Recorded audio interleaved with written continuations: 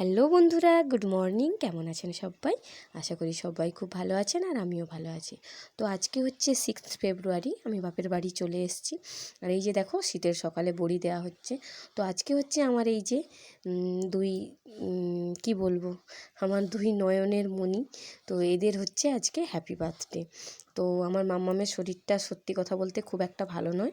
তো তাও যেহেতু 2 বছরের জন্মদিন, আমাদের এখানে রিচুয়ালস আছে যে মামার বাড়িতে পালন করতে হয়। তো সেই জন্য দেখো একটা ছোট্ট ক্ষুদ্র আয়োজন। তো প্রথমেই এই বেলুন দিয়ে সাজানোর জন্য একজন আসার কথা ছিল, তো মাঝখান থেকে সে না করার জন্য আমরা যতটুকু বাড়িয়ে পেরেছি সাধ্য মতন চেষ্টা করেছি। তো এই যে দেখো, প্রথমেই আমি আমার সোনা আর বাবুকে দুজনকেই হচ্ছে এই যে আশীর্বাদ করে নিলাম। তো এইবার একে একে দেখো সবাই মিলে আমার বাবুকে সোনাকে আশীর্বাদ করছে। তো আজকে যেহেতু ওদের 2 বছরের জন্মদিন, তো মামার বাড়িতে মানে আমার বাবার বাড়িতে, আমার বাবার বাড়ির যারা আত্মীয় স্বজন আর এখান থেকে আমার শ্বশুর বাড়ির তরফ থেকে যারা আত্মীয় স্বজন সবাইকে মিলে মোটামুটি একটা খাওয়া দাওয়ার অ্যারেঞ্জমেন্ট ছিল। আর বাকি হচ্ছে এই যে দেখো, তো বাচ্চাদের মাথায় এই যে ফুল দুর্ব দিয়ে আশীর্বাদ করে দিচ্ছে। তো কার কাছে জন্মদিন কি জানি না, আমার কাছে ছোট থেকে জন্মদিন মানে হচ্ছে এই রকমভাবেই, মানে আমরা পালন করে এসেছি। আমাদের ছোট থেকেও যে আমরা জন্মদিন পালন হয়ে এসেছি এরকমভাবেই।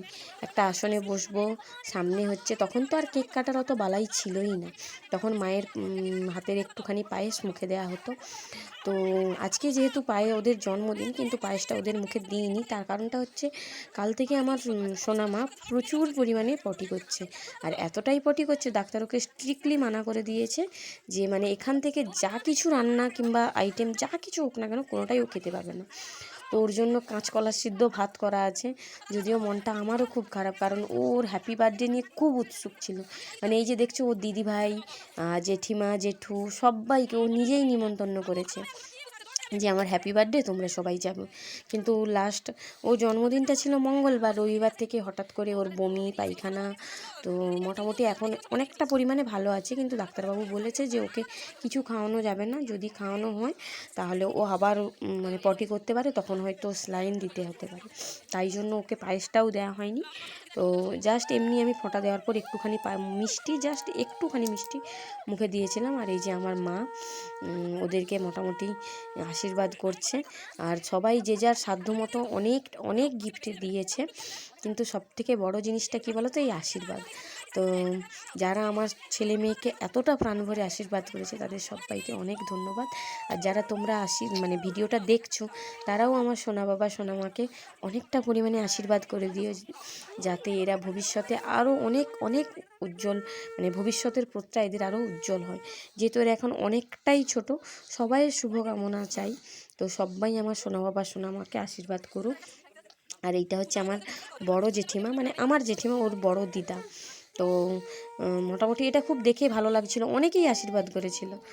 তো এই যে দেখো ফাইনালি কেক কাটিং। তো দুজনের জন্য দুটো ফ্লেভারের কেক অর্ডার করা হয়ে গেছিলো। তো এই যে আমার তো অল টাইম তাতানের সঙ্গে আমিই থাকি, কারণ হচ্ছে তিন্নিকে তার পাপা মানে একটা সেকেন্ডের জন্য হাতছাড়া করে না। মানে তার মাম্মাম থাকলে তার আর কিছুই চাই না। এই জন্য তিন্নি তার অল টাইম তার পাপার কাছে, আর আমার কাছে আমার বাবু। তো এই যে দেখো ওকে জাস্ট একটুখানি কেক দিল। তো এই ছিল আজকের হ্যাপি বার্থডের ব্লগ।